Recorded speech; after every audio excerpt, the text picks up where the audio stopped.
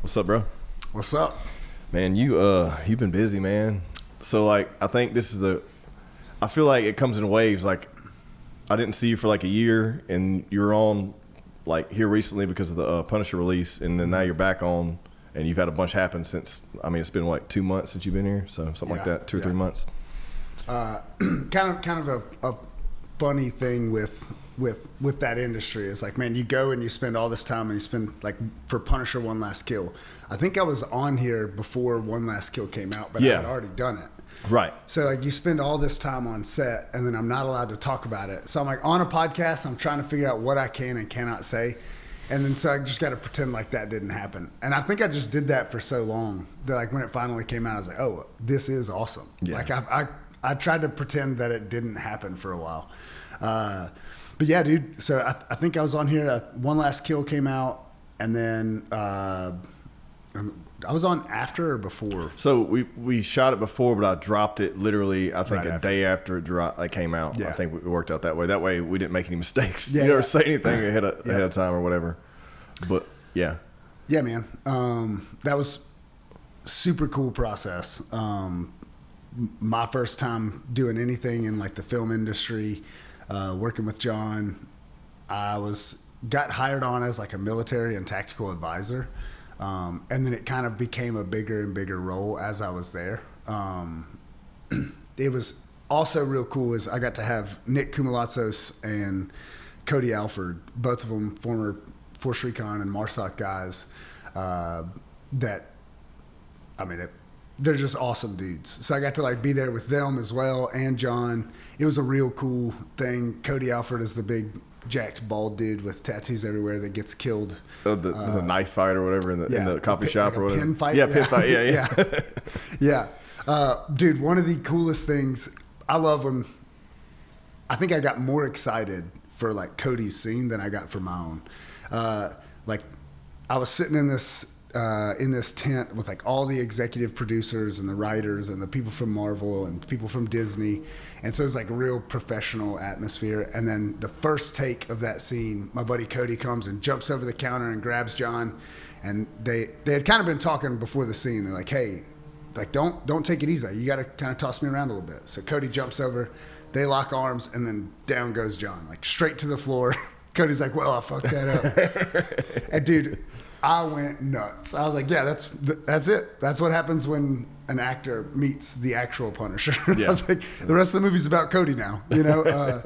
Dude, it was an awesome thing to like just be on the outside even and just watch. Just to be there was really cool.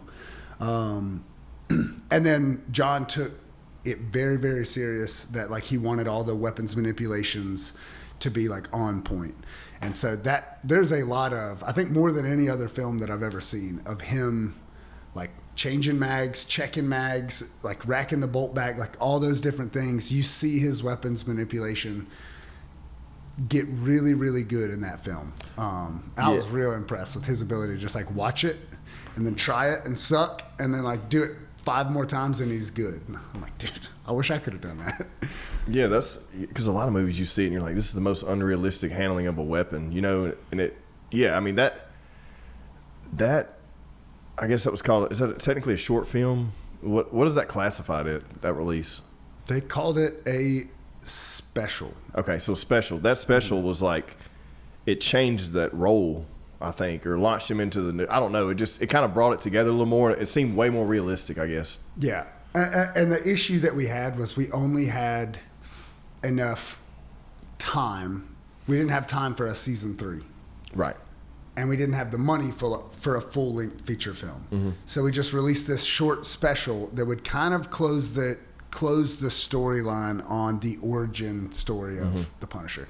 Which, if you look at Daredevil which I can't remember which season. I think Daredevil season 2 was like the Punisher. I think that's one of the best things that I've seen of the Punisher. Period. I loved that storyline, which I had to watch all. I hadn't never seen Daredevil when I got hired on to do this contract, so I watched all of the Daredevil. I rewatched all the Punisher series stuff. Are you like watching and taking notes and stuff? Like, yeah. And that's one of the first things, like, I think the first thing that John invited me out for was for the Accountant 2 premiere. Mm-hmm. I forgot. I didn't have anything to do with the Accountant 2. Actually, a buddy of mine, Tyler Gray, did. But they brought me out, and we went to the premiere, hung out with John and his family like all week, stayed at his house, and then went to the premiere. And then afterwards, he like sat me down and asked me, "Hey, we're doing this Punisher special. I really want you to be a part of it." And it wasn't until I got home, I was at the Shreveport airport coming down the stairs to the baggage claim when my buddy calls and was like, "Hey, have you seen the interview John did on the red carpet for the Accountant 2?" I was like, "No." And he's like, by name, mentions, he said, "Well, I got Colton Hill here helping me out with the Punisher. I take this very serious." He didn't even tell me. I didn't even know that he said that on the red carpet. But from then on, like, he sat me down and asked me, like, "Hey, what'd you think about the Accountant 2?" I was like, "I think it was great." There was a couple of things that I thought were kind of weird as far as like a special operations dude doing. And he's like what? I was like, "Man, you had a sock P dagger in the center of your kit. There's like a scene where he runs out of ammo. Yeah. And then he runs into the middle of the street and throws his pistol at a dude, and they just start fist fighting. I'm like, you had a dagger in the center of your chest. If you think I'm fixing to get in a fist fight in the middle of a gunfight, never.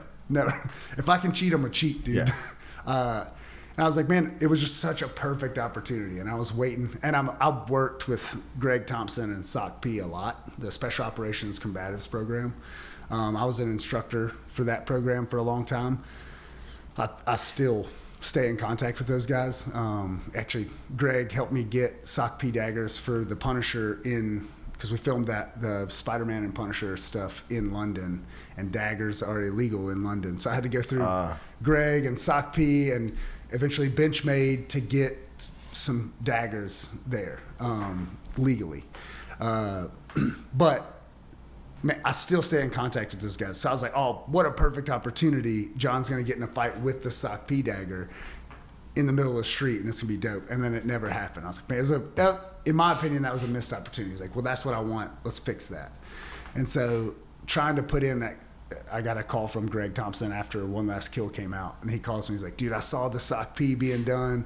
Like, there's a scene where somebody has a pistol or an AK actually, and they're going to bring it up, and he grabs their wrist and then does like a little knee rake off the weapon, stuff like that. Just trying to get like actual tactics and fighting techniques into the film. They're like real guys who have been through that program, guys who have like actually trained to fight against edged and against weapons are gonna see it and recognize it, like real techniques.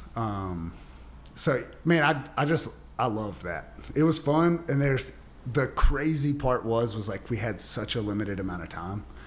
There was like that had to be a one take all the way through that fight scene. And that is so difficult to get all of those things done in a correct way while moving through. It was a bear, dude, to try and get through it. But really cool experience. And you got through that, and you transitioned right into the new film, which I want to talk about. Yep. Now that it's been out, released, and everything. Yeah. So towards the end of that, we knew that there was a Spider-Man film with the Punisher in it. I didn't know much about it, and then John reached out shortly after One Last Kill and the premiere and stuff, and asked me to come out for Spider-Man. And so I looked at the script, helped make some edits to the script, and then that was another like John moment. He sent me the script and asked me to make some edits. And then was like, "Hey man, I don't really have time to go over your suggested edits. Can you hop on a Zoom call with me on Saturday morning at 5 a.m.? And I was like, yeah, perfect. Yeah, that's perfect. That's what I wanted to do on Saturday. And I'm going into this thinking it's just me and John on this Zoom call. There's like 47 people on this Zoom call. It's like all the writer, the person who wrote Spider-Man is on the call, the executive producer, the director, the people from Sony, the people from Marvel. And I was like, dude, what is happening? I'm just completely being ambushed. And, I wrote these edits like I was writing to John. So I'm like, I didn't pull any punches. I'm like, this is stupid or what, and so I'm like, well, guys, just for the record, I thought this was just between me and my friend. John's like got his Zoom on mute and just dying laughing, like texting me under the table. But was able to like kind of help out and make things a little bit more realistic. The getting into like, I don't know, there was just a bunch of stuff, some kind of funny moments along the way of like getting involved, of arguing with people or the writer, and you're like, man, I'm not trying to step on anybody's toes. I just don't. This is so far fetched, and I don't. And like, I'd rather make it as realistic as possible if we can. And then the writer was like, sometimes I got to stop and remind myself that there's a large green man that's on screen. Like, this is all made up. This is like, it's a man who can climb walls, and it's a man who turns green and gets real big. Yeah. He's like, just don't forget that it is all made up. It is all make believe already. So, but I really enjoyed it, man. Working with Tom Holland and Mark Ruffalo was really freaking cool. The director, Destin Creighton, savage, dude. Like, super freaking cool. Like, I think we met, we shook hands, and I started walking off, and he's like, hey, military guy. And I turned around, and we were filming the office fight scene where the Punisher comes in, and it's the Punisher and Spiderman and the Hulk. Yeah, okay. And so he was like, hey, I've got the Punisher is throwing in a flashbang and hand grenade to make entrance. And he's like, I'm trying to film that little scene, but we don't want to do it CGI if we can help it. We want to like actually. He's like, how good are you at throwing these? I was like, I'm pretty good. And he's like, okay, it's gonna be like 30 feet, and I'm filming like a 3x4 inch thing, and I want them to roll in from different directions. And I was like, not that good, dude. Yeah. Like, no, that's not. My goal is to make it not catchable when I throw it in, so nobody's catching this and throwing it back out of the door. I'm just trying to make it bounce around and get as deep into the room as possible without being able to be caught. And he's like, okay. I was like, look, I'll give it a shot. He's like, you got 5. And I think the third one, I threw it, and like everybody behind the camera went crazy. Like, yes, like that's perfect. So like that was the first time I met him. He's like, hey, I want you to do this, and it worked out really well. And he's like, man, you just saved Marvel a ton of money. He's like, let's keep it going. And then from then on, if John was on set filming, like Destin would call me over and be like, hey, before we start, he would stop. Like, it was absolutely, John talked to me one night afterwards, and he's like, dude, that doesn't happen. He's like, on set with a military advisor, he's like, he was telling Mark Ruffalo, Tom Holland, and John Bernthal to hold up, sit tight. Let me ask Colton if I'm good to start. And I was like, dude, I was having a blast. That's awesome. It was really cool. Destin was the man, dude. Just being able to like, number one, it was so much different than like going from One Last Kill to Spider-Man. Like the money, the budget. Oh yeah, I can imagine. Not even ballpark close, And then on top of that, the time that we had, like we would film something. He's like, that's exactly how I wanted it. Let's try it again. Let's do it. Let's do a silly one. And I'm what? We have time for that? And he's like, yeah, dude. Yeah, let's do a silly one. I'm like, hey, let's do it like a more somber, like very serious one. Like we just did retakes on something that he was happy with the result, and we just kept doing that. So like at the end, watching the film, the final cut that I had not seen yet, it was like watching who knows what kind of movie this is going to be. So like different takes making it into the film, some of them than what I thought would make it into the film. Yeah. So it was like a surprise to see what they piecemealed in. But I thought it turned out really well. But yeah, had an absolute blast. Got to spend like 6 weeks in London. And then also while we were there, this was really, really cool. John was like, hey man, what are you doing this weekend? We're not filming this weekend. And I was like, it's my wife's birthday. I'll probably be on the phone with her quite a bit, trying to not go out and spend money and just sit in my hotel and try to get some brownie points by talking to my wife.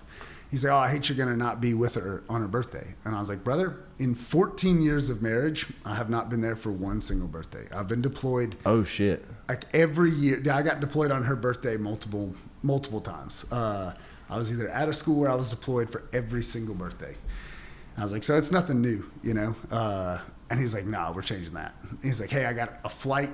He's like, he had a like some event coming up, and he had an extra ticket that was paid for his wife, and she couldn't come. He's like, I'm calling him. We'll transfer the ticket to your wife and bring her out here. So I got a free vacation pretty much with my wife for 3 days. We just went and hung out in London and had a blast. No filming, just going out. I was like, hey, if you want to go, we can go on set.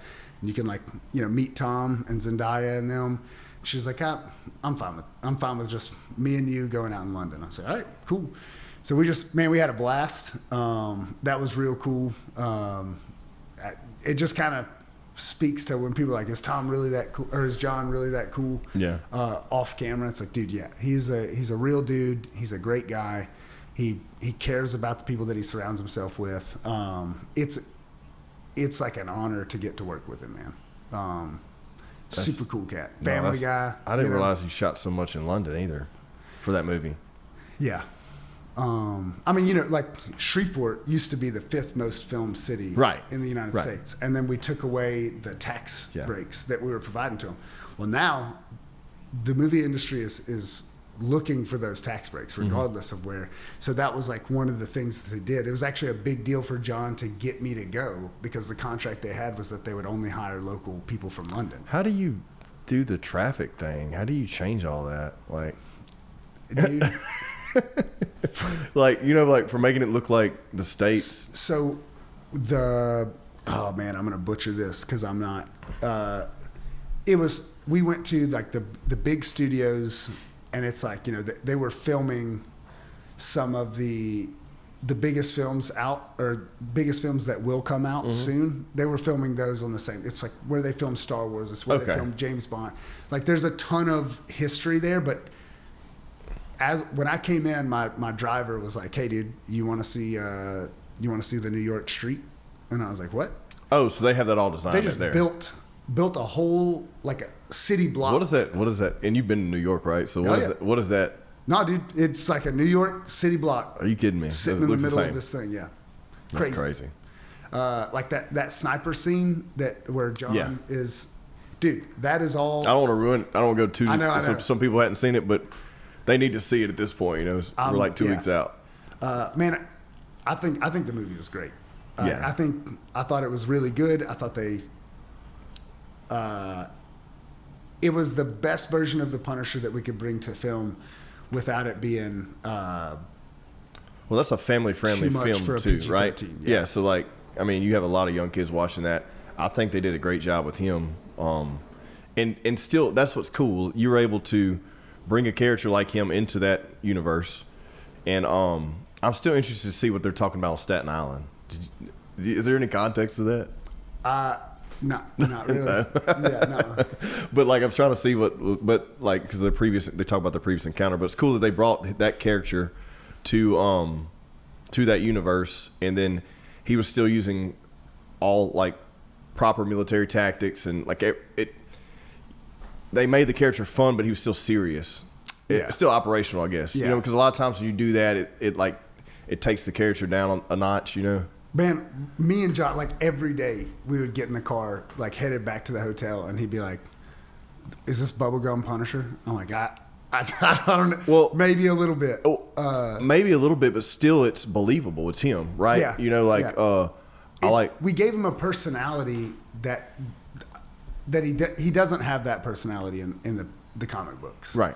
But he does have that father and son kind of mentorship thing with several other people throughout the comic books, Spiderman being one of those. Yeah. And I really liked there's a line, and you're dealing with that Spider-Man. That specific Spider-Man is your friendly neighborhood Spider-Man. So bridging that gap, it worked. I mean, it did work. I wasn't like, damn, I really hated his character. I thought he did great. I thought it pieced together great. I mean, Spider-Man's gonna be a little more like just a little more fun of a movie, you know? Yeah. I thought it was really good. Like there was a lot of stuff that I was real hesitant to get into because I'm like, dude, I don't want this to be. There was a lot of other scenes that got cut that I'm very glad got cut. For how it turned out? Yeah. Gotcha. That was the scary part, was like there were scenes where John was like, I went too far today, huh? And I was like, dude, I didn't like that. I don't like that for the Punisher. But it was just like this balance. It was also funny to see him, you know, he's like cussing on screen, like, hey man, you got to stop saying that. And like, well, he said it. And he's like, yeah, but Tom's wearing a mask. We can change what he says on screen. Yeah. We can't change your lips on screen. He's like, dang, what is this? You know, is this a word counter? Well, he did use that. That was cool too, because once again, it brought his character in because he was cussing like he would himself. I'm sure they dialed it back some, but still he was. So it was like, it was his character. Like it really was. And it worked out. Like it was cool. That was the goal for One Last Kill, was to kind of put a closeout on the origin story so that he can start to be the Punisher from the comic books. Well, another thing too, I wanted to, because I just thought about this, there's a darker side of that Spider-Man too in this movie, a little bit, right? So like where he's trying to figure out what's wrong and he's whooping ass a little too much and stuff like that. I'm trying not to give too much away, but guys, you got to watch it. But like that does kind of bring the connection in with the Punisher a little, makes it a little easier. You know what I mean? Yeah. From him just being like just the cool little kid all the time, you know. And I think especially with the way that Spider-Man ends, I think it'll play a big role in the Punisher's mindset. Because he's been through loss now, like Spider-Man, Tom or Peter has been through loss. Lost what? Like he lost Iron Man. Mm-hmm. He lost his aunt, you know, and then he no one knows who he is anymore. So like, and then that just makes it. I think it made it more believable for Punisher to come in at this time, I guess. Well, I think, you know, like you read the comic books, and I'm sure there are some that are different, but for the majority of them, like Peter Parker stays this teenager since the 60s. Yeah. but at some point, Spider-Man does have to grow up and be an adult. Yeah. And how does that look? And we've seen that in the movies a little bit, you know, differently, where he's got a job and he's not a high school student anymore. But we've also seen, going back to like Tom Holland, of him being in high school and going and doing all of these progressions. And then this is the first time where it's like Spider-Man is completely by himself. Yeah. There is no, like, you know, in the past, Iron Man was giving him his suit. So the suit had to be somewhat believable that he was able to build that suit. Correct. On his own. Correct. Without Iron Man. That was another thing I thought about too. It's like, well, inherently that character is a very smart kid. Yeah. But now he has this tech that he got from Tony. Yep. And then he's able to, build 3D printed stuff and do some stuff. And then I didn't realize there's just a lot that goes into it. And there's what, hundreds and hundreds and hundreds of Spider-Mans too, right? Mm-hmm. But the web thing and all that, you know. Yeah. I really liked the way that they did it. I thought that it worked out really well. I thought they brought, like you said, like a level of seriousness to Spider-Man that we haven't seen. Still funny. From that character. Yep. And then I think also on the Punisher side, I think it's going to play a big role in the Punisher moving forward. With the way things ended, I think you'll see a lot more like hesitancy out of the Punisher to be who he was. Yeah. So I think it like ushers in like a different mental aspect from both characters. Yeah. Of like Spider-Man and the Punisher. Yeah. And I'm really looking forward to see how that plays out in the future films. Yeah, that's it's cool, man. It's cool how they, like I said, how they put all that together and that you were able to be there this whole time. And I mean, so one of the coolest things, man, we went to the red carpet premiere, and like I got to bring my entire family. Are they like are your kids Marvel buffs? Yeah. Yeah. Well, first of all, you know, now that you're involved, of course, but my wife makes fun of me a bunch, but like, you know, with all the stuff that I have going on with John and with Marvel, it's forced me, like, I was never a comic book kid, but now in the past year, I've probably bought $3,000 worth of comic books. And I'm still like, as soon as I get to like halfway through with my last one, like I order as many as I can find and keep going. It's kind of hard to feel like an adult when you're ordering that much money worth of comic books. But it is cool. The other thing was, I thought in my head, I'm going to order these Punisher comic books, and like me and my son can read them together. No, we can't. They're graphic, man. Yeah. It's like a graphic novel. Yeah. There's a lot of craziness in the comic books, but it is a lot better than I thought it was going to be. I mean, I thought it was going to be like more monotonous for me to like repetitive reading these, but it's not. It's fun, and it's. But my son has gotten real big into them. I'll read through and make sure it's not like a graphic novel, mm-hmm. and then if I approve, I'll give it to my son, and he'll read them as well. But he's also. I try to incorporate them as much as possible into like whether I'm writing stuff or I'm like reviewing a script, I kind of talk with them about it, and it gets them fired up. But both of them loved Tom Holland. My son and my daughter loved Tom Holland. And so like getting the chance to walk the red carpet and meet Tom, like there was, as we were walking up to Tom, I was standing behind John. It was just me and my son talking, and my son was looking up at me talking, and Tom and I made eye contact. So he started to come over to say, hey, and he put his hand on my son's back, and my son like looked up and then just froze, like jaw dropped, and he's like, oh. And then it just super cool to be able to like have my kids meet these people, and then be like, hey, don't forget, they're celebrities and they're in movies and stuff, but it's a regular dude too. Like we met Tom Holland's mom and dad. Like just like you have a mom and dad, he's got a mom and dad. He puts his pants on just like you do. He's a guy. But my kids were over the moon, dude. Like just enamored with, getting to meet Zendaya, getting to meet Tom, getting to meet all of these cool actors and the director and walking the red carpet. It was just a really cool experience.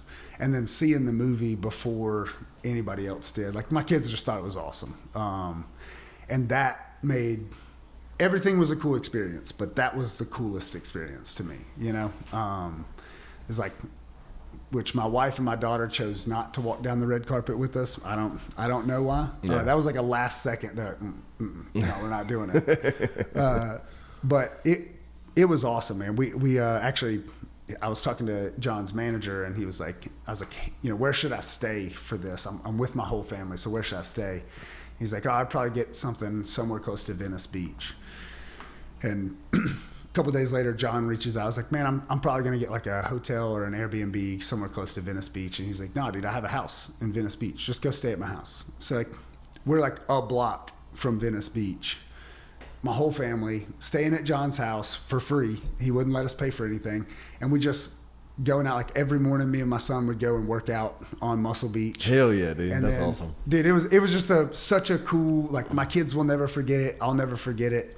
One of the coolest weeks that I've had in my life. And that made any of the stress, any of the like issues or like, being away from home for an extended amount of time, that made it all worth it. Of like, dude, this is pretty freaking cool. My kids are going to think I'm cool for a long time because of this. Yeah. It was dope, man. How's it been transitioning from all the stuff you've done, like in your active duty days and all the negative stuff, and then just kind of everything's like coming to light now and all these things are happening, and I guess is a complete mindset shift, and like what's it like now? Man, there's days that you miss, like, the further you get away from the bad of something, the more you remember like the good only. Right. Okay. And so like, I remember all the great times.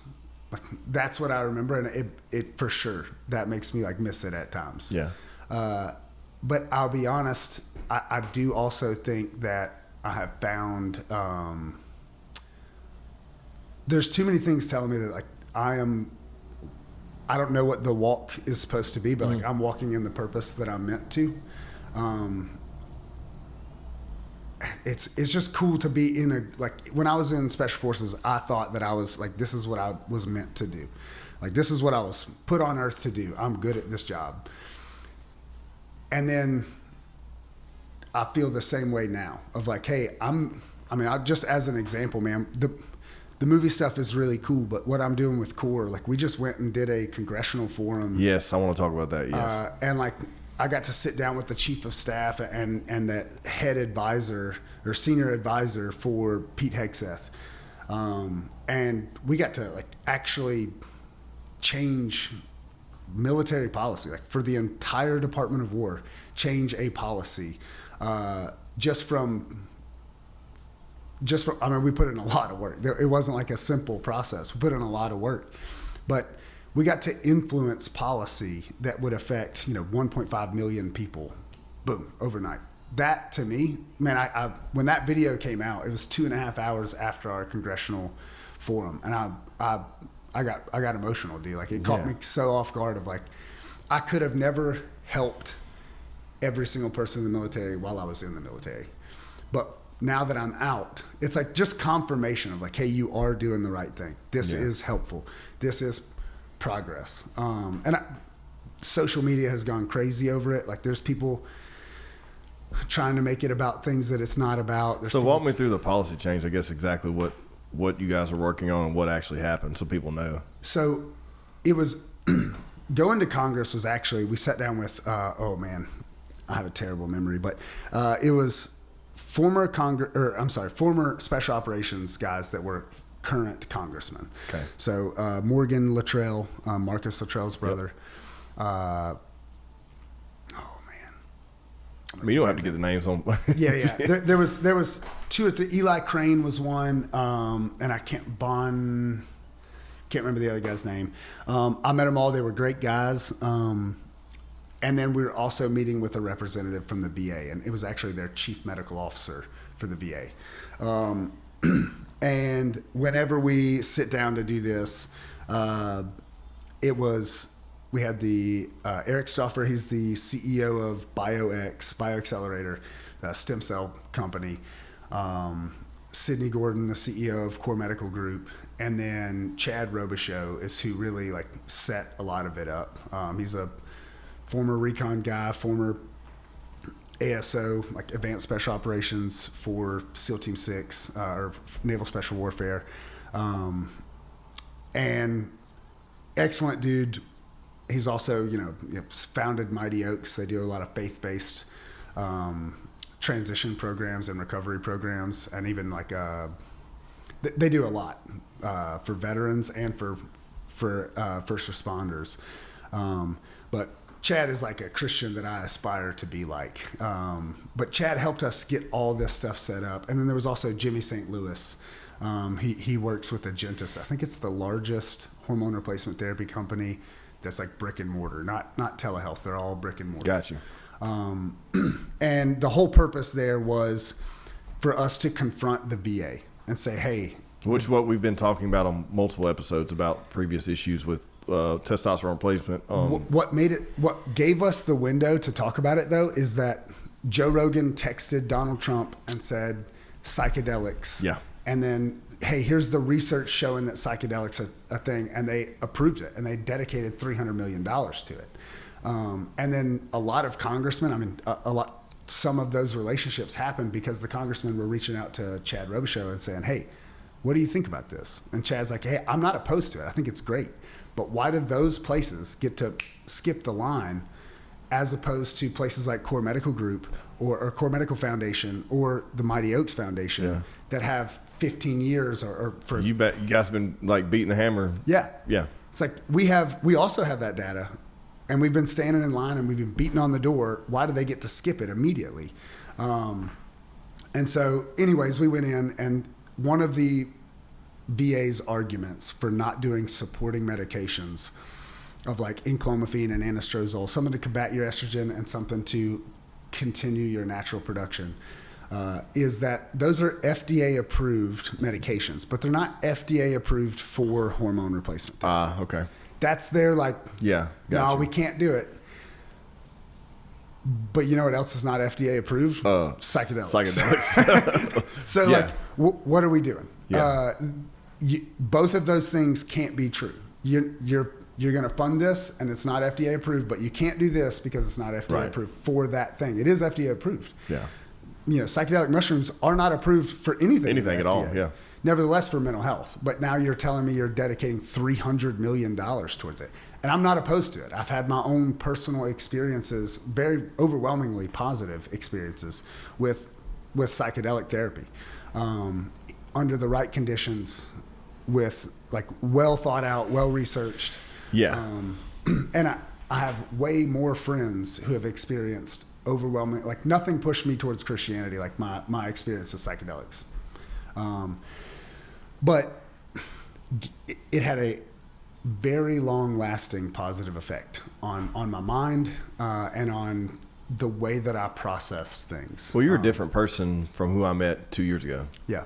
I mean, in all things, like, again, it's great. So, I mean, it's proof there that everything you've been doing and everything that you've been advocating for is working for you and all these people you represent, And dude, that means a lot because it's the truth, man. And people can see that if they go back and watch any show that we've talked about from who you were then to now. It's just, I mean, you can see it. It's like working out. You know what I mean? Like if you work out and you look at yourself in the mirror every day, I'm fat piece of shit. and then you're 3 years in and you're like looking in the mirror like I look the same. Yeah.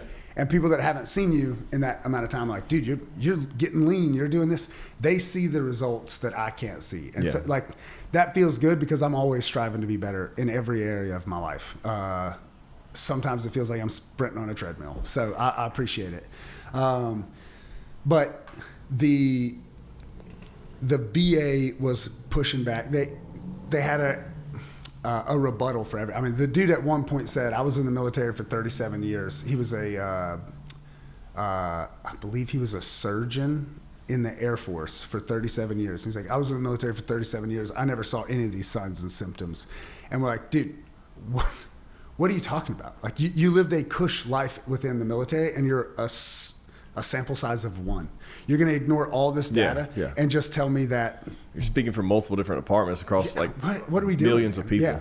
Yeah. And so it's like in 20 years of war, you don't know anybody that experienced these signs and symptoms. That's nuts. But we partnered with Chris Frey, who came up with the framework of operator syndrome. And what that is it's, in my opinion, I think the VA, well, I guess in Dr. Frey's opinion, expert medical opinion, the VA is miscategorizing PTSD a lot. The same, like, what is the signs and symptoms of depression? Like withdrawal, like lack of energy, lack of motivation. Well, that sounds a lot like having a hormonal imbalance as well. Like, I'm lethargic, don't have the mental drive, the mental clarity, like all of those things. They're very similar in signs and symptoms. It's just how we treat them. And so a lot of the VA stuff, and I'm not trying to like hurt the people with PTSD because I believe in it. I think it's real and I've experienced it myself. But a lot of people are going into the VA and getting told they have PTSD when in reality it's a combination of hormonal imbalances, traumatic brain injuries, and chronic stress, and it's wear and tear on the body that presents itself in such a way that's very, very similar to PTSD. And then they just prescribe them antidepressant medication. So they put them on Prozac, they put them on these things. I've tried, my wife has went through these things too, and it's just it's unnerving, until finding some psychedelic therapy and some hormone replacement therapy. But I mean, I understand. Well, man, I've even seen very, very, very close friends of mine that were doing great, on top of the world, man, crushing it, and then going through their process with the VA. It's like they're getting told by these psych docs, man, I don't know how you're able to hold down a job. Like with everything that you've been through, man, you're so hurt and so damaged, and they buy that. And then they went from crushing it to like, well, I can't hold down a job. And it's like, no, dude, you're accepting that. Like they gave you an out and they convinced you that this is how you should be. You're not that way. You weren't that way 3 months ago. Yeah. And I do think that like progress is not linear when it comes to mental health stuff. Like you're going to be on top of the world, and then the next thing you know, you're going to feel like the whole world hates you. That for me, I know that my stuff kind of comes in seasons of like, I'll be on top of the world and then it feels like the rug gets pulled out from underneath me and I start to struggle on things. I just have to pay attention to it. I have to know the signs and symptoms, and I have to have accountability partners to say, hey dude, if you catch me like withdrawing and not participating in things or not texting people back, hit me up and call me out on it, because I need to know. But the VA process, especially when it comes to hormone replacement therapy, they've just like drawn a hard line. They're like, no, we're not doing it. They do prescribe testosterone, but prescribing someone testosterone without doing a in-depth blood work of like checking PSA levels, so checking your prostate cancer levels. Dude, if someone comes in and they have prostate cancer and you prescribe them testosterone, you're pretty much handing them a death sentence. Like it's going to exacerbate that problem. So how can you not check that and prescribe someone testosterone? That's nuts. That's medical negligence is what it is. And so that's our issue with the VA is you are doing testosterone replacement therapy for men mainly. They do it for females occasionally. They have a much harder time doing it, and without comprehensive, female blood work is so much more difficult to nail down perfectly because there's so many more factors that I don't think that the VA has done hormone replacement therapy right for anyone. I've never heard like a perfect story of supporting medications, testosterone, and then in-depth blood work for anyone, but for females especially. That's our goal. That was our original goal with the congressional forum, was to enact change at the VA. The VA, I think it's like 2% of veterans are receiving hormone replacement therapy care. Gotcha.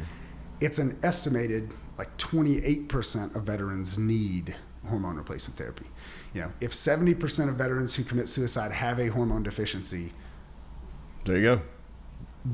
Number one, that didn't start the day you got out and became a veteran. It started while you were in. And then number two, there's something piecing that together of it's not 70% of vets that commit suicide have a hormone deficiency, and it's like 22 a day are committing suicide, but only 2% of veterans are receiving treatment for hormones within the VA. And that 2%, 100% of them are receiving it in an incomplete manner, in an inappropriate way. So like that's the problem we went there to fix. Okay.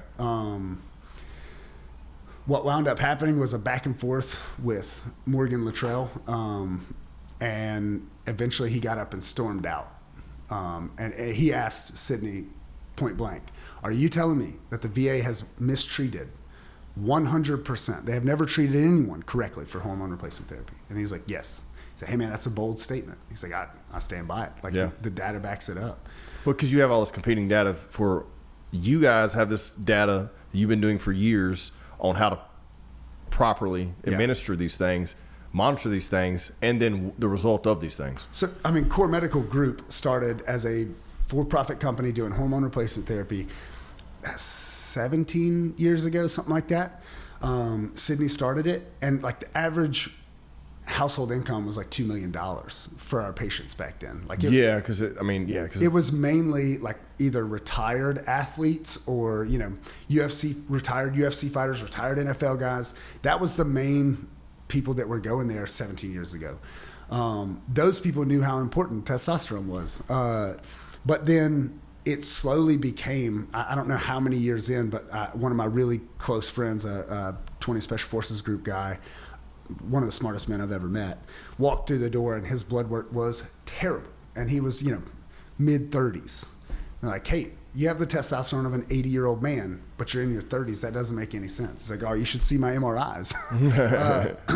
But that started a process of them, now fast forward 17 years, and it's like 60-something% of the people that we sign up at Core are law enforcement, first responder, or military. Whether that be a veteran or active duty.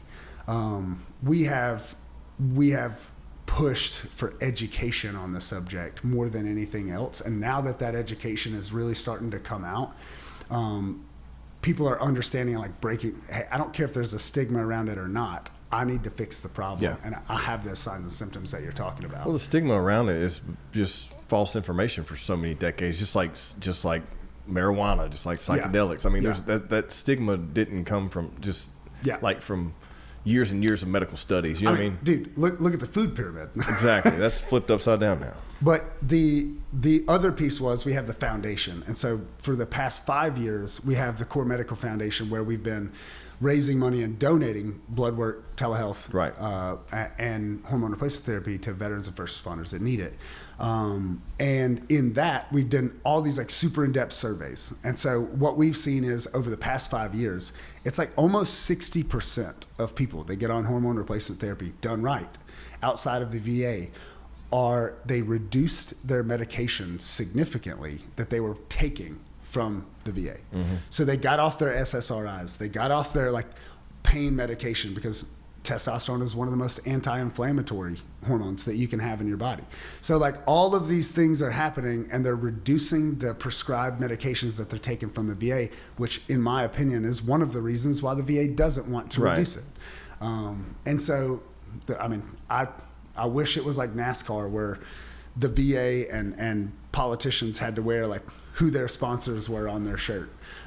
Because that would give us reason to be like, well, hey, obviously you're taking all this money from Pfizer. You don't want, us to reduce those prescriptions, But at the end of the day, what we were able to do was, I think it was 2.5 hours after the forum, and we found out later that Morgan Luttrell stepped out of the congressional forum and called Pete Hegseth and was like, hey, if we do this at the Department of War, it forces the hand for the VA. Got you. They have to change now, because I need continuity of care. You mean to tell me I got this excellent level of care in the Department of War when I was active duty, but then when I get out and go to the VA, I'm just getting testosterone and no supporting meds and no in-depth blood work? That doesn't make any sense. I should get the same quality of care that I received while I was on active duty. And so that, dude, I teared up. I got pretty emotional. I can't tell you how excited I was, because I do think that if this policy is implemented correctly, it will positively affect a lot of people. Yeah, 100%. I mean, the framework's there on your guys' side, and the studies and all that's there. The information's there. There's just gonna be a lot of it's just, you shake a lot of trees, man. Yeah, getting there on the other side, anything with like, they're making a board right now to oversee the implementation. Hey, what is the standard of testing? That's another thing that's so misconstrued too, is like there's not a normal level. There's a range, because different people operate on different levels, right? So like that's the conversation, the argument people say, well, you're at 400, so you're okay. Well, I'm not okay. If I'm not like at 900, I'm like a bitch. And that's just me. Yeah. And I know that now, because I've done all the research and had the blood done and everything, I prefer to be in that like 800 to 900 range for sure. But what I have noticed is 650 and below. When I drop below 650, dude, a huge change in my mental capacity. But I've heard so many people say that 300 and 400 was fine from their primary care physician.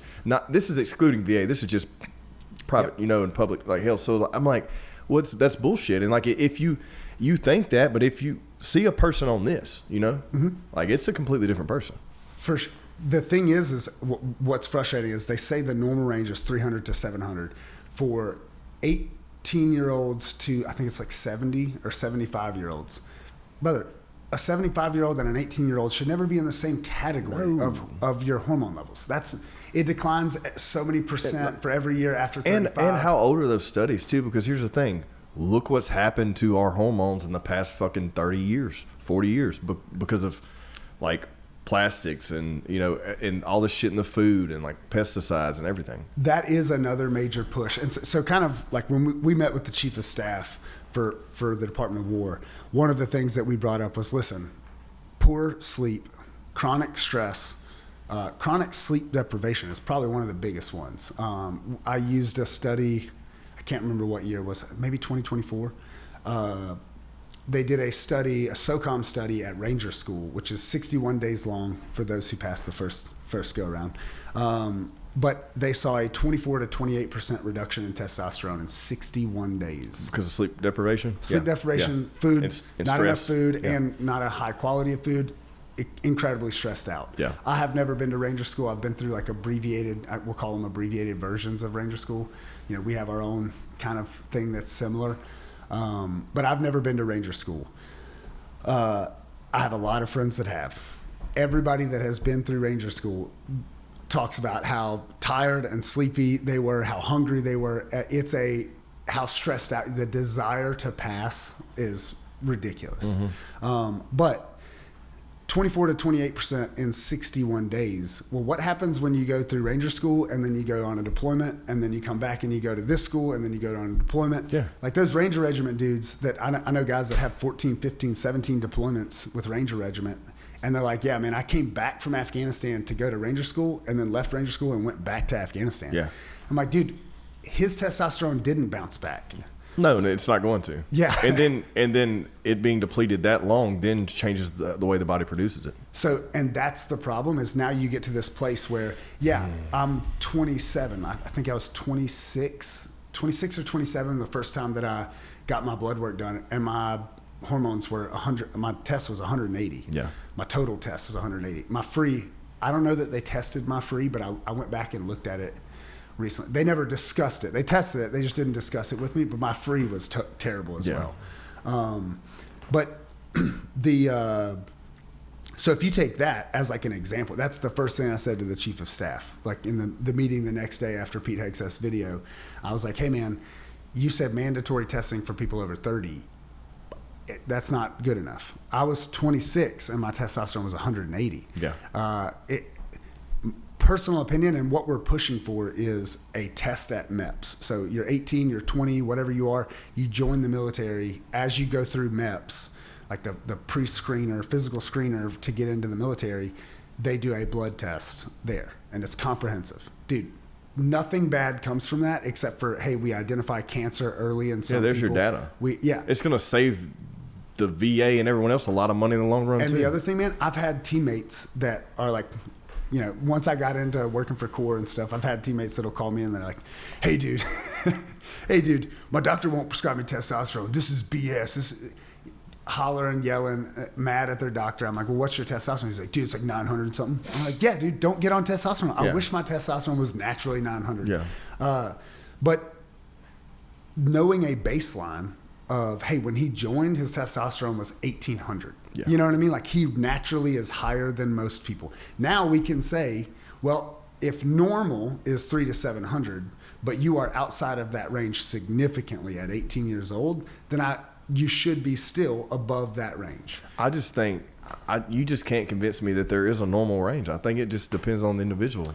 Well, you know, like even going back like 100 years ago, the average testosterone was like, I can't remember the exact percentage, but it was like 200% higher, like that across the board. Because of everything that our bodies have been through in this, you know, biologically in the past, 100 years and all the shit we put in it. And then last year they removed the black box warning label on testosterone. So they came through and said, hey, everything that we've been talking about testosterone for the last 40, 60 years, I think it's 85 was the data. That was wrong. Wasn't it based off like 2 studies? Dude, like in a extreme, like the whole thing linked to causing prostate cancer. So this is what's nuts. We did this huge deep. I mean, I sorted through this data for forever, trying to produce documents and stuff to bring to the VA and to bring to the Department of War, and it is an 88% increase in all-cause mortality if your hormones are out of balance. Got you. You are more likely to die from anything, from prostate cancer, from pneumonia, whatever it is, you're more likely to die from it if your testosterone is low. Yeah, because that's immediately creating inflammation in the body. Yep. And then what stems from that? Illness. Yeah. And so that was absolutely nuts. It's like a 50% reduction in MI. It's like, oh man, I hate saying this, on a myocardio infarction, right? Yeah. So a heart attack is a fancy word for heart attack. But like you causing a heart attack, whereas, for the last 40 years, people have been saying, well, you got high blood pressure, I can't put you on testosterone. Well, yeah. Oh, you got this, I can't put you on testosterone. There's so much bad stigma from bodybuilders and stuff, and like running dangerous amounts of it, right? And there's a difference. There's a complete difference, man. Because I used to run crazy amounts of it just for vanity and just so I could run on zero sleep and whatever. But also, I can look at I can look at your blood work and tell you that, hey, you've been running Anavar. Yeah. Because because your cholesterol's going to be through the roof, but you have a good diet and some other stuff. Yeah. But, I can look at it and say, but all of those like anabolic compounds that are not testosterone, tren, all of those like actual steroids. Whew, that used to be my favorite too. God. Whew. I have never done that. Don't. I don't not recommend it to anyone, but man, whew. Well, all of those things cause that plays an additional role, whereas testosterone is just replacing it. I think we talked about it last time, but like if I'm insulin deficient, you wouldn't say the VA, when I walk in, I say, hey, my testosterone's 180, and they say, well, we want to see you below 200 for 6 months.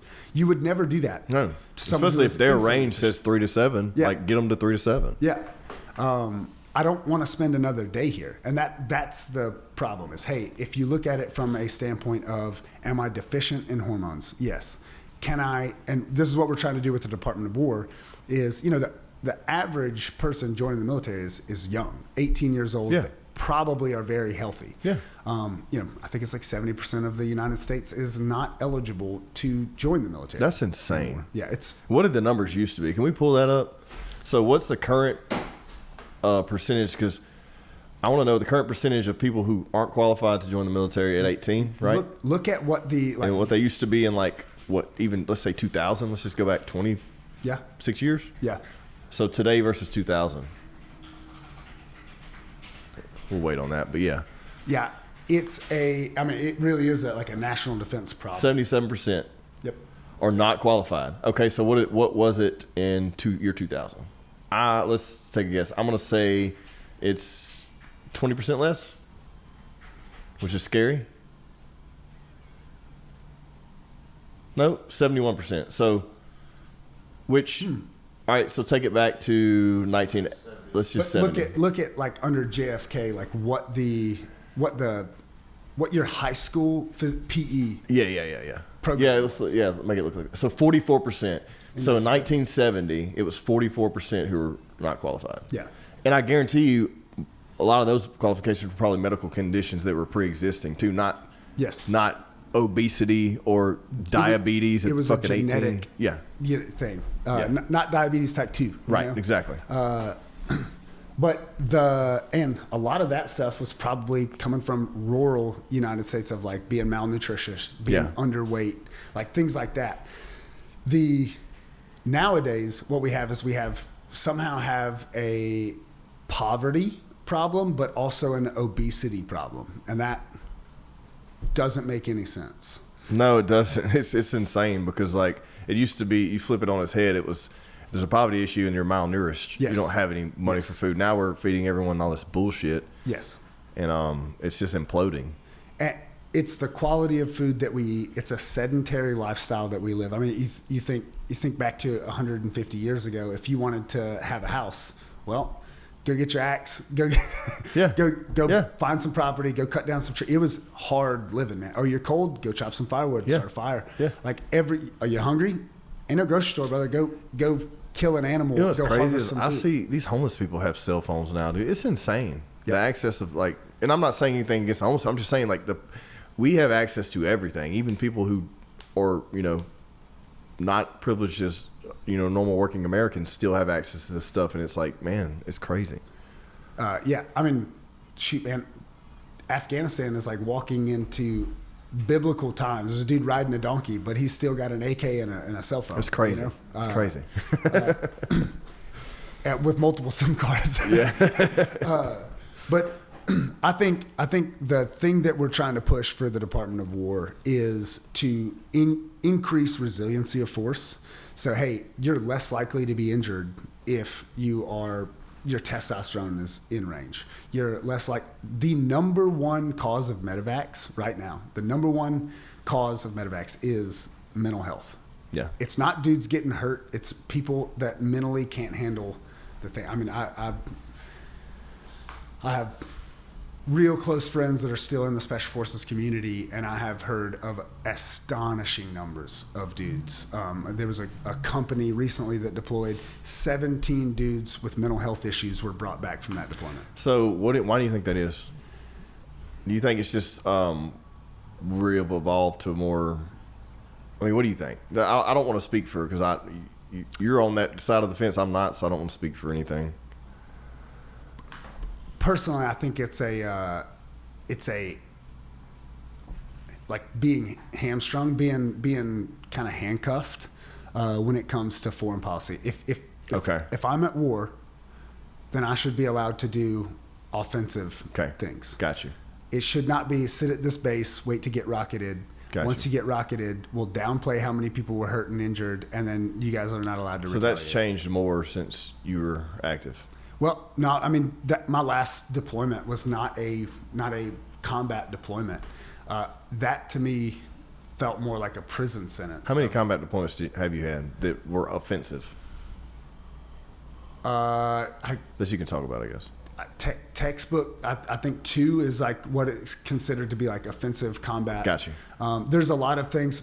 It gets weird on like what's not. I've even seen it in Syria where guys they were awarded Purple Hearts, they were awarded CIBs, and then afterwards they had a whole ceremony and everything, and then afterwards they came back and said, no, the politician said if we do this, then we're saying this is a combat zone, and we're not doing that. Okay, so there's a lot of Purple Hearts. So they revoked. Got you.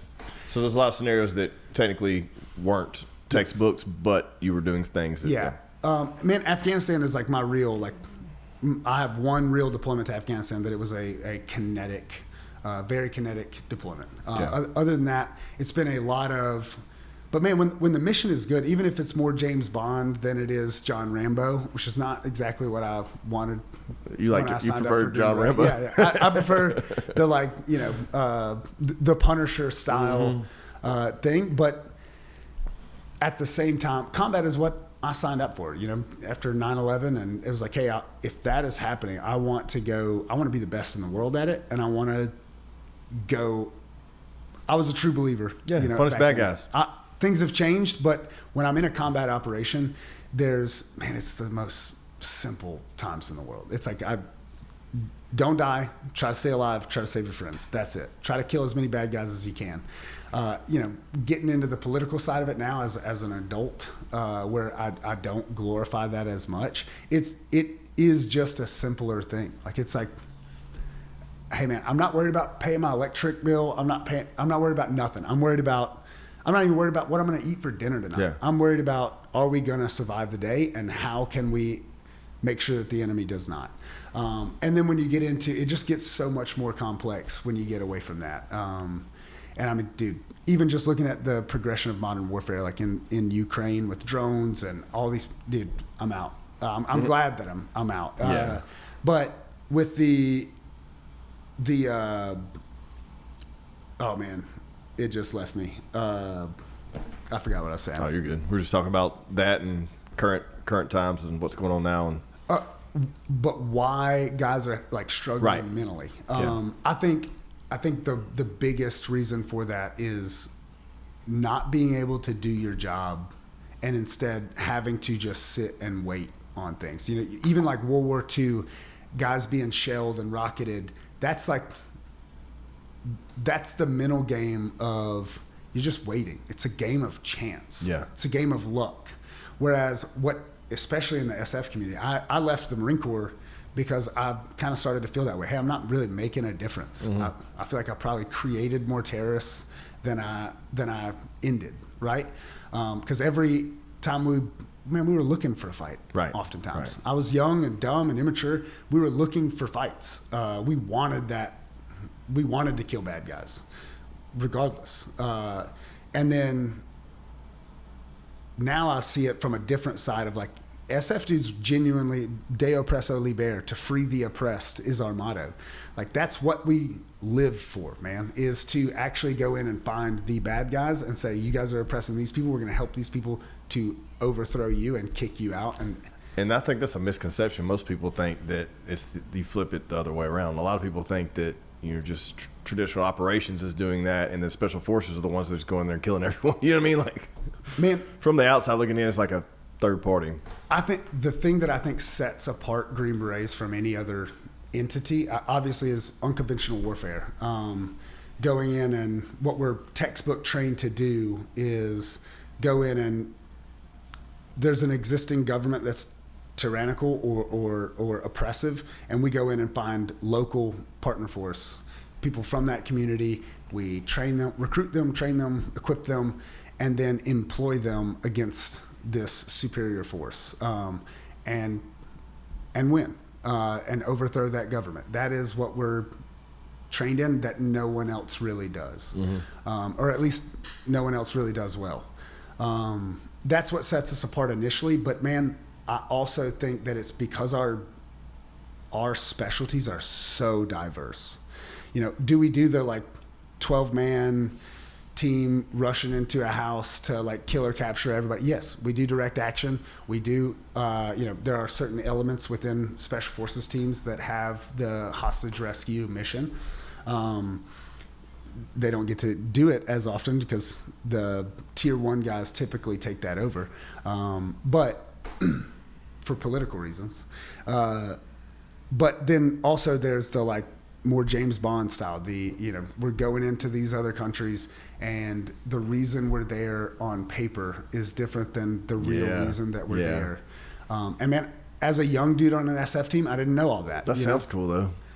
Where I'm like, oh man, we're here to train these dudes, and it's all on me because I'm the dude that's training them. And they're like, yeah, no, you take that, because I didn't even know that like really what we were there to do was something totally different. Yeah. And these 3 guys were off working on that while I was training these people. Yeah. They're like, yeah, you're doing a great job, And then you get older and you're like, oh, I see. I was the reason on paper why we were there, so that these guys had access to that country. They had a legitimate reason to be there, and they were finding interesting ways to accomplish a different mission. Yeah. And that is where it's cool, but it is very taxing of like, man, I wish we could just take the gloves off. Like, this is kind of Cold War style warfare rather than like, it's definitely no like glorious combat involved in it. But I think the mental health of people right now is, sitting at a base in Doha, Qatar, and getting rocketed by Iran. And it's like, well, did you get to enact violence upon Iran? No. You just, like in Afghanistan, hey, you get blown up. It's like, you lose a dude and you're like, nah, bro. Yeah. For that guy, we're coming after. You know what I mean? That doesn't exist in the current war right now. Got you. There's no like being offensive there. Now, a very select few people have been able to be offensive, but it's the minority, not the majority. Yeah, got you. And that's just taxing, man. Like sitting here waiting on, and that's the biggest things that you see in Ukraine as well. The drones, the artillery and the mortars, it just feels like you're waiting. It's like, well, it's just a matter of time. Yeah. Like the attrition rate, it's eventually my card's going to get drawn and there's nothing I can do about it. And that's not what you signed up for. No. Yeah. I mean, yeah, I guess in a nutshell, you signed up for all of it, but I'm saying that's not what you thought you were going to do. Yeah. And I do think that like getting into special operations, a lot of special operations dudes, I even with my boss at Core, we'll have some issues sometimes where I'm like asking why on everything. And he's like, dude, just do what I'm telling you. I'm like, man, that's the way my brain works, is you tell me the why and I'll find any kind of way to accomplish it. You tell me what you want and why you want it done. And that way, if something comes up, I'll figure out a way. You can pivot. Yeah, you can pivot. Yeah. Whereas, and I think that's why a lot of dudes are struggling, is we're not given that. We're not given the why. We're not given the what you want done. We're just, hey, I want you to be here because we need to be there, and you guys are going to get rocketed. You're going to train some guys, but you're not going to get a chance to go out and actually work or do your job. And at that point, I know for me personally, it winds up feeling like, well, if you just need boots on the ground, why are you not sending conventional dudes? Yeah. Just put someone else here so that and let us do our job. Yeah. And that's where it gets real frustrating. Got you. Okay. Yeah. Makes sense. Yeah, the current conflict is it's a wild conflict. I still have not made up my mind on how I feel about all of the details with Iran. It's hard to say either way.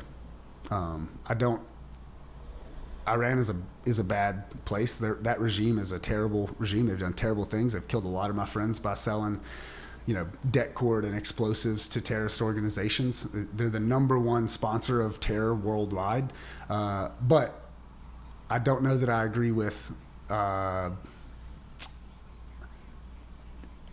don't know that it was a direct threat to the United States either. Got you. And that's the United States government has not had the greatest track record of being honest. And that's my issue is the older I get, the more I doubt everything. I hope that it's like a legitimate, worthy cause.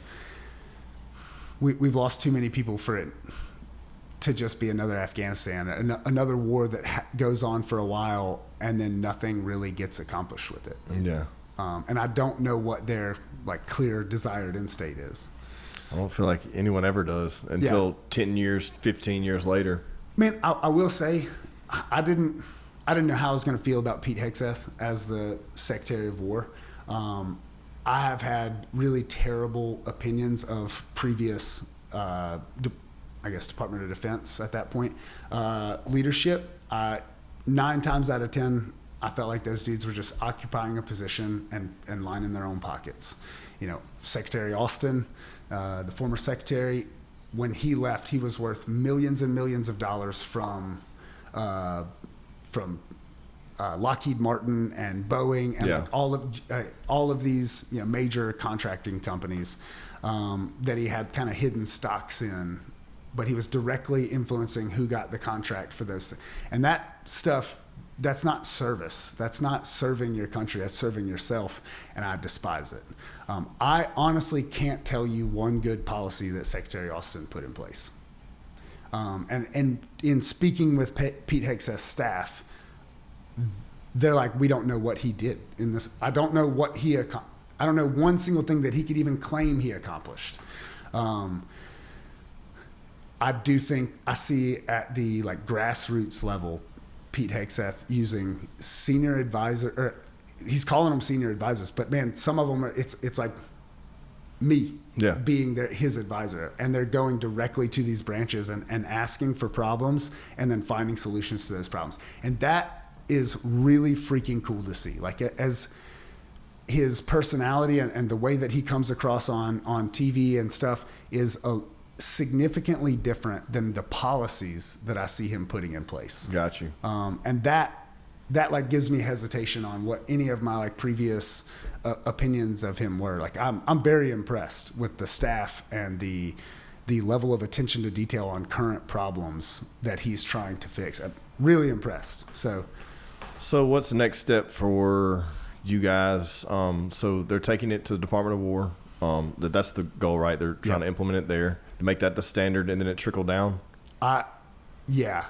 There is we're pushing for. They're forming this board right now. Right. And this is all public knowledge. I'm not super happy with the name. The High T Initiative is what they're calling it. But I think it just creates more opposition. It's bold, dude. It's bold. Part of me is like, we probably could have came up with something that would have been received better. But the other part of this administration has been bold, though, man. I feel like but the some other good, part of some me, bad. Yeah, there's one part of me that's like, you know what? Yeah, this is dope. Yeah. But in the initial video, Pete Hegseth came out and said above 30 it's mandatory, and that it was for men. He never said anything about the females, and that's the thing that's one of the biggest things that I want to fix. Is I'd like to see at MEPS an initial check on where you're at. I get a baseline of your hormones. And then also, it's going to save the military a ton of money on if this person has pre-existing conditions. Exactly. I'm going to see it in the blood work. Yeah. And then down the road, I can then more accurately give them like a optimized hormone procedures or protocols based off of their initial blood work at 18. Yeah, and I'll get more out of them. Mm-hmm. You're going to get more out of them, a better performing individual, and also you're going to have those conditions, show up way ahead of time so you can treat them later and save a lot of money in the long run for giving them health care the rest of their life. Early onset rather than, at 45 or 55. And then the other piece is getting let's not forget to mention, it's an extremely inexpensive drug. Yeah, they are doing Like extremely inexpensive. Yeah. Even for like, this is something that we worked with this is back in like September, worked with the Secretary of the Navy at the time to help fix former Secretary of the Navy had done a program that's pretty much said, a memorandum that said we can test for steroids. But there was no like implementation or like plan to follow of how do we test, what happens if they do fail.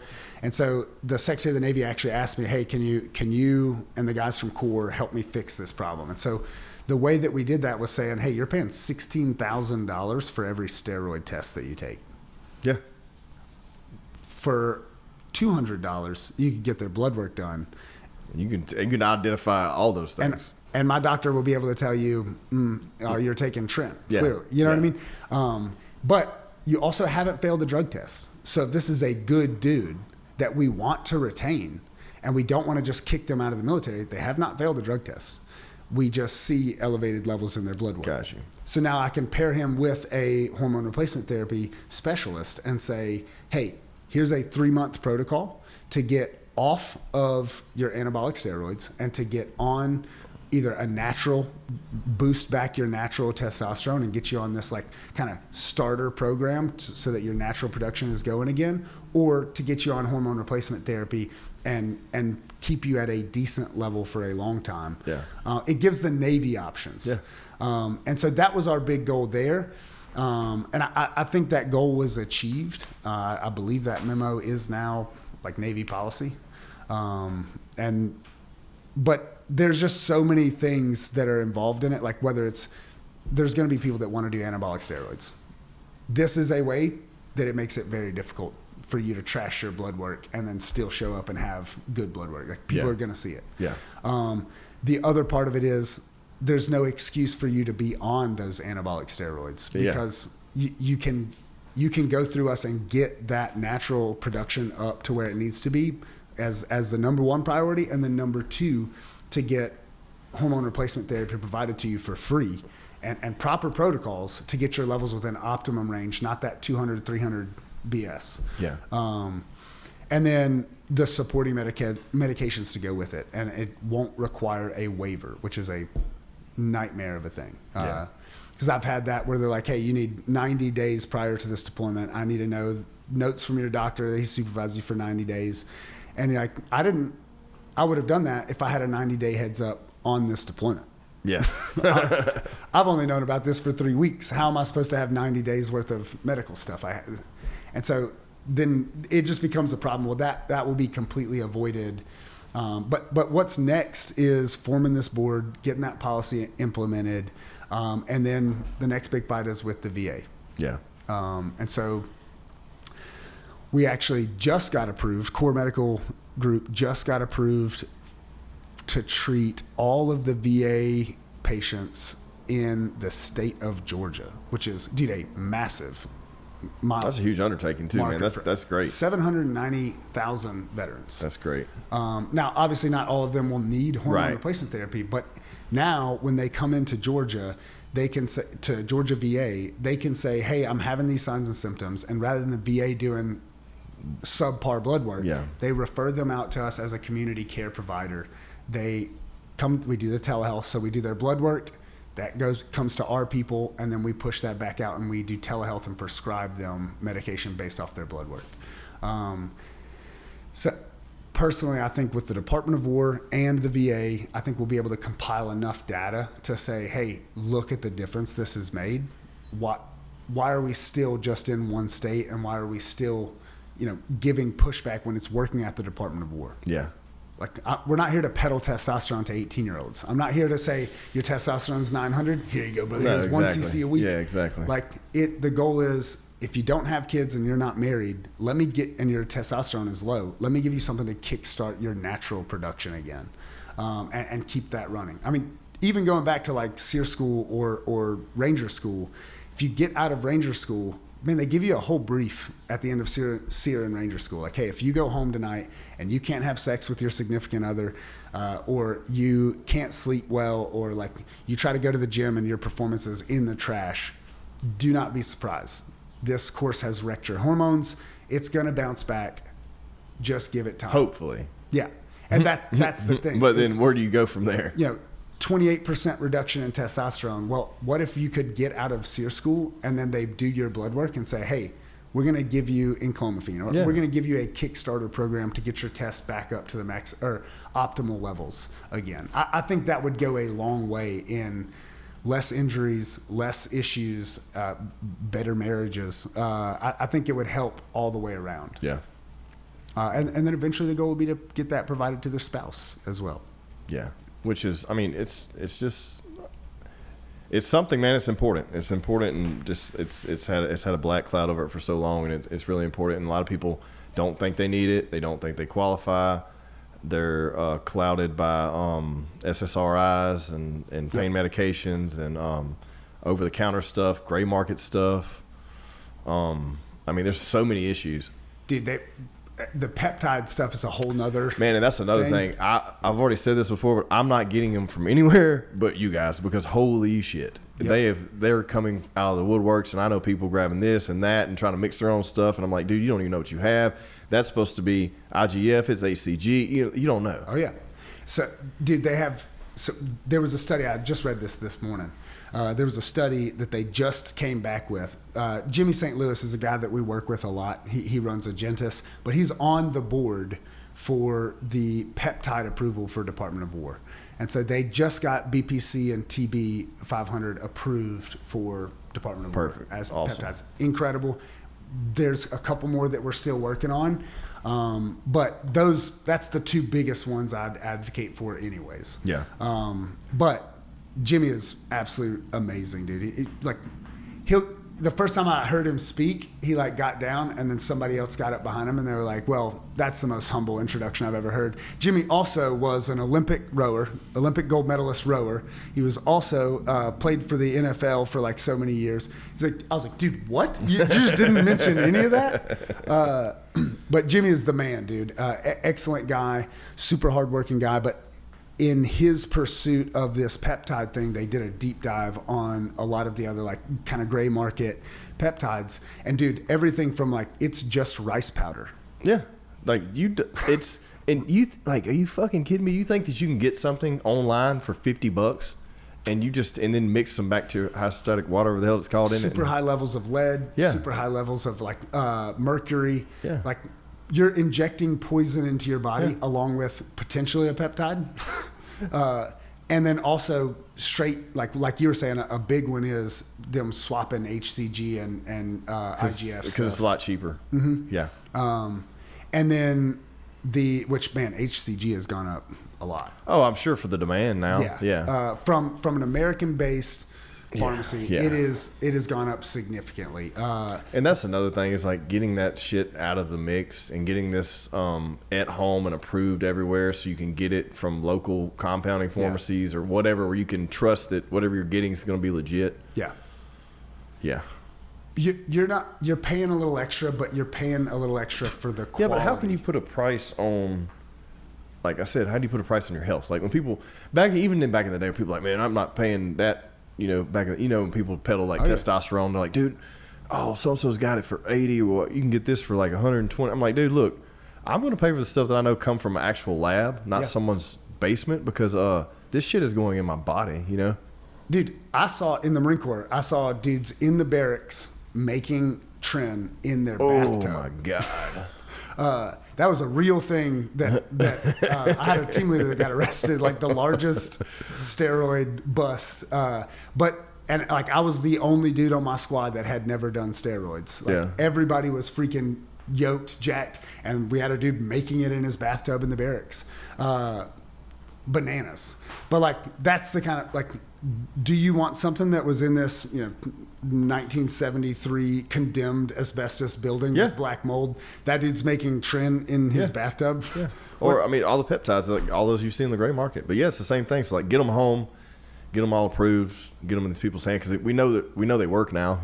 Yeah, and I'm being monitored by someone who's not a general practitioner or a urologist or another extremely important thing. Yes, this person is a hormone replacement therapy specialist. That's correct. All they look at. They look at hormones every day, all day. They see those markers, and they're going to be able to tell you, hey, a great example is if you're like the thickness of your blood is normally like the range is say from 3 to 10, right? Well, if you have always been at a 9, like before you got on hormones, and then one day you're at 11, a regular endocrinologist is going to say, oh man, we got to stop this procedure, or you need to go donate blood, you need to do all this. We're freaking out. In reality, you've always been right at the threshold, and you just crossed. It's a minor difference. The same thing is true if I've always been at 2 and now I'm coming in at 9.5. Yeah. I haven't crossed the threshold. My GP or my endocrinologist is just going to tell me, well, you're good. It's not a big deal. You're still below. But that was a massive jump from what I typically am to where I'm at now, as opposed to, hey, I was always kind of borderline and now I'm over. That's where we specialize, is looking at the in-depth blood work, which I'm not a provider for Core Medical Group. I'm not a doctor. I do a lot of research on it, and I do a lot of like working with those people. Well, I've had multiple conversations, and I've been through this process. I've been with you guys for over 2 years now, and I can speak for it because when I came onto it, I was extremely transparent to you. I was like, hey, man, I've been doing competing. I've been running some Anavar. Yeah. And like I got on and I'm transparent with everyone. Anyone wants to ask me those things. I'm not doing anything now but hormone replacement therapy, and that is it. Yeah. And every now and then some type of peptide, because I'm trying to figure out which one I like. So mainly it's been BPC. But like I had these conversations and they were like, well, your LDL's here and this and that. And I was like, let me go ahead and tell you. I just finished a Anavar. She was like, oh, well, that makes sense. You know, they know exactly, like, she didn't want to call me out on it. You know what I mean? She already knew. That's, man, I love our providers. I've had the same provider for a long time with Core. You know, I was a patient for 7 years prior to coming to work for them. So I was like on the other side of it, and now I work for them, so we all work together. But it's still the same provider, and I get on and she'll like hint at things in my blood work all the time. Like, so you've been traveling a lot lately? I'm like, yeah. She's like, been drinking a little bit more? I'm like, yep. I only drink really when I'm traveling. So I'm like, yeah, I know. She's like, yeah, your liver enzymes are a little high. We got to watch that. And then, and I think that's one of the things, is I don't drink very often at all anymore. And then when I go to like an event and there's like cocktail hour, it's kind of part of my job to go. You're going to have one or two and network and all that. And then I come back and I see that my sleep was terrible. And I see that my liver enzymes are elevated. I'm like, God dang.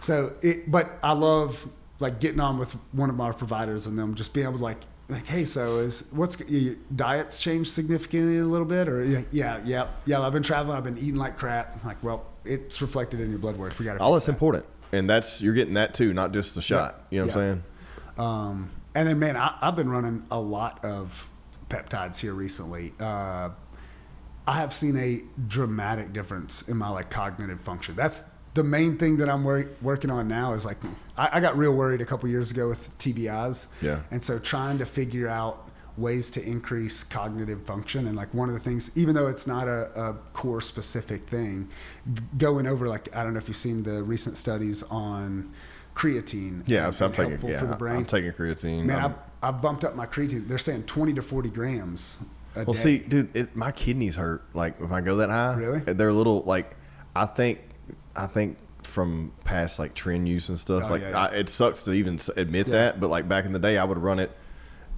12 weeks, and then I might just roll into another 12 weeks. And I wouldn't be running it like at bodybuilder levels, but I was running it a C a week, you know, and just continuing to do that. Yeah. And so like when I get if I take too much creatine, I notice that my kidneys, I'll feel them in my back, and I'm just like, so I try to get 5 grams a day. Yeah. And I'm good with that. And if I get plenty of water, I'm good, you know. Yeah. But I've seen all the research, and I mean, I'm a fan of it, and I've taken it forever.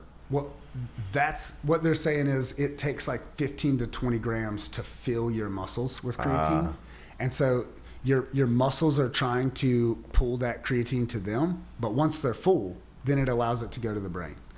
And so like it's not 100% sure thing, but there are like incredible markers. There's 100% sure that if you take 15 to 20 grams after less than 4 hours of sleep, it reduces the inflammation in your brain to the equivalency of getting 8 hours of sleep. Yeah, and I've seen those studies. So like, and I don't never get enough sleep. So I'm like always trying to take as much as I can. And 5's like the baseline, you know. Man, the other thing is like my IGF, my like growth hormone, has always been since 26 has been very, very low. And I think it's a lot of like pituitary gland or TBI issues that have like stunted that. It's the only thing, because I've never done like HGH or anything like that. I've never done anything to affect it, but I just recently, I think that's a big thing that plays a role in my sleep as well. I feel way better taking IGF sleeping. My deep sleep, I ran it right when I got on with core, and I was getting off that crap and getting all my shit together, and I was like, I want to go ahead and just run IGF, because I really didn't know. I didn't want to jump into the it was some Orland. I wanted to do IGF first and just see how I felt, and looked at all my stuff, and I liked IGF, but it put a little bit of like weight on me, like a little bloat, but I still felt better and slept amazing. But some Orland's by far been my favorite. I've been doing Tessamorelin, and I haven't done Tessamorelin yet. But like I said, I was going to. I've only recently just been doing BPC, and that's it. And I've even still noticed a significant difference in how I feel. For sure, man. I've been doing BPC 157, Tessamorelin, NAD plus, and then I also do a really, really small amount of retatrutide. So I was going to ask you about that. So there's a lot of mixed, like, so what's your experience with that? And because there's a lot of people that say it's not great. And dude, I do the most ridiculously small dose. It's like a micro dose of Reta. Okay. I'll tell you why. Is there's a lot of research. It's not 100% yet, but there's a lot of research showing that it will potentially stop cancer cells from growing, from starting, but it for sure reduces the size of cancerous tumors. Okay. So within the body, which is fantastic for somebody like me that's deployed and been exposed to all of those like toxic things and burn pits and all that stuff. Man, I've been always worried. I dipped from the time I was 14 to 2 years ago. I quit dipping. I've just been so concerned with there being cancer in my body somewhere. So I take this like minute thing of Reta, especially like right now I'm cutting weight, trying to get down to 190 pounds for Worlds. Yeah. Probably going to go get murdered at Jiu-Jitsu IBJJF Worlds, Blue Belt Masters 2.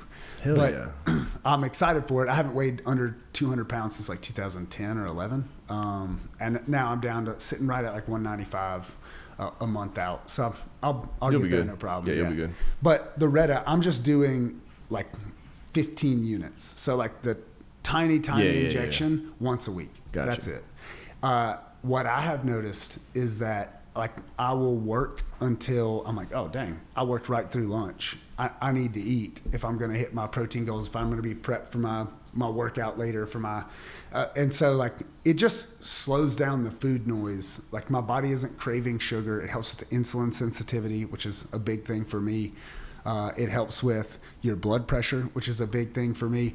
And so, man, after doing Reta for the first time, I did maybe 6 weeks of Reta and then got off and got on, did my blood work again. It's the best blood work that I've had in the past 2 years. All right, you sold me. I'll try it. I'll try it. I don't understand the dudes that do like high dose. No, I've seen people that are doing some high doses and they have completely transformed and they look great. But like it scares me. It's just like running too high of anything. I just don't. I accidentally did a high dose one time. I was not paying attention. Complete negligence. Very unsafe what I did, but I just read the wrong thing from my provider. I misunderstood what they wrote, and instead of I did 50 units. So like, which is, there are people that are like, that's a baby dose. But if you're only doing 15 and then you do 50, it's a big jump, man. And dude, I hated it. It cut my appetite. Like I was starving and I needed the calories. Like it was a high demand week for me. And I would like I'm like, I haven't eaten anything all day. It's 3 p.m. I've walked 21,000 steps. I'm like getting after it at work. I need to eat this meal. And I'd order a burger. I'd take one bite. And like while chewing that first bite, I'm disgusted with the thought of food. That's crazy. But it does more than the GLP-1s. So I think it's still a GLP-2, but it has a third aspect to it. Yeah, it works on 3 receptors, right? Yes. Yeah. Yes. But I've heard it back and forth on, is it a GLP-3 or is it a GLP-2 with like a third receptor that's kind of included? I don't know the answer to that scientifically. I really don't care. Gotcha. What it is it's more muscle sparing. So there's actually research showing that when you're using Retta, even at a low dose, that it stops your body from going catabolic. You can be anabolic while in a calorie deficit. Got you. Which is makes sense. That makes sense because that's the people that are using it are that, and I'm like, yeah, okay, well that makes sense. So whereas you see like what's the other what's the big shot that people take for weight loss? What's it called, Josh? Metformin. Metformin. No, the other one. The GLP-1. It's Ozempic. Yeah. So you see a lot of people and they drop a ton of weight, but then they don't have any muscle. It's like deflation pretty much. Yeah. So you lost 60% of your muscle mass and 40% of that was fat. Right. It's like, well, now you still just have cellulite. You still don't look good. Yeah, you don't. Yeah, no shit. And which you're is also what everybody's going for. And there's concerns with bone density too. Dude, I think that's going to be like the next big like attack on peptides is that Ozempic has led to this. Yeah, and which is going to probably hurt the ones that actually function well too. So, but that's where I like Retta is at especially at a low dose, because when I took a high dose, there was no way I could hit my protein goals for the day. 0% chance. Yeah, it was impossible. I hated it. Dude, I'm hungry all the time. It's annoying. How like I'm starving right now because you talked about a burger, and I'm constantly combating that. And it's not that I eat bad; it's just that I'm always hungry. Yeah. And then there's some days where I don't get enough activity to burn what my body wants to take in. Yeah. And it'd be nice just to level that out, but. Well, I think that's the big thing with Retta is it's muscle sparing, so you're not risking losing muscle mass. It just helps you to get leaner. It helps to like. Especially that plus like tesamorelin. Another peptide I take is MOTS-C. I've seen a lot of great things with MOTS-C, but it's like it replicates physical activity even at rest in your body. So it like increases calorie expenditure. It's like a systemic thermogenic almost. That might be a really dumb way to explain it, but it's the way that my brain. It works for me. And so I've been doing that for a little while, just while I'm like trying to do this weight cut. I don't know that I'm supposed to be 190 pounds. Well, and once that's another. Like I had the last time I fought was dude. It's almost been 8 years now. It's crazy. I'm saying that out loud. I just was in my brain thought I needed to cut to 185 because I'd fought at 185 so many times, and I didn't take into account how much muscle I'd put on in 4 years of not fighting. And it's just once you get your bones, your bones grow, your muscles grow. Like once you get to a certain size, you're just not meant to go that small anymore. I don't think. No, yeah, I'm enjoying being a lot leaner. I'm enjoying honestly, I think my energy levels are up significantly. But I also think that I am like on top of my diet. Like my diet is as good as it's ever been probably. But one of the things is like, unlike cutting for a fight where I can weigh in the day before. Yeah. IBJJF Worlds, you weigh in 30, 40 minutes before you go compete. And I weigh in with a gi on. Yeah. So like I've got to meet weight. So your gi weighs like 3 pounds, 4 pounds? Do what? How much I get? Yeah. So you need to weigh 180, 185 to be safe, 186. No, my goal is to hit right at 190 because I think it's 195 is where I'm okay, cool. Yeah, you're good then. Yeah. Right at 190, maybe even 191. Got you. That's what and I don't want it to be a water weight cut. I don't want to be weak and lethargic. I know those suck, dude. You got to gradually do it's the way to go. With wrestling, like that's what I know. With boxing, that's what I know. Yeah. This is just a different thing. Like I want to be, and I think what I'm probably going to do is do this first one at 190, and then from here on, my goal is now every year I want to go to Worlds. I want to get a picture with me and my kids at Worlds, win, lose or draw. I'd like to have a picture at blue belt, purple belt, brown belt, all the way up. Gotcha. And then, but I think from here on out, I'll probably focus more on just, hey man, I'll compete in the 205 or 220 weight class. I don't care. Even if I weigh 205. I'll still compete at 220. That part does not bother me. I mean, Right. I think that's what I'll focus on next time, and just completely remove worrying about weight at all. But this is more of like a personal challenge to me that I wanted to do. No, I get it. Yeah. But yeah, dude, I think we've talked about a whole lot of things, from One Last Kill to Spiderman Brand New Day to us being at the Department of War and what we've got going on there, what we've got going on with the VA and what we're trying to push for there. Man, I'm super excited. Hopefully in the next 6 months, I'll be able to come on here and really talk about some of the current projects that we're working towards with that.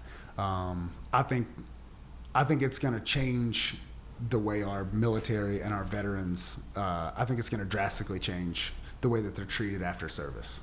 So I'm super excited about it. But man, I appreciate you having me on. Yeah, dude. Always a good time, dude. I was excited to get you back on so quick because our schedules are so all over the place. And I know you're about to. I'm sure you're going somewhere. You're always somewhere. So. Yeah. But yeah, man. Dude, till next time, bro. Yeah. Thank you. Thanks.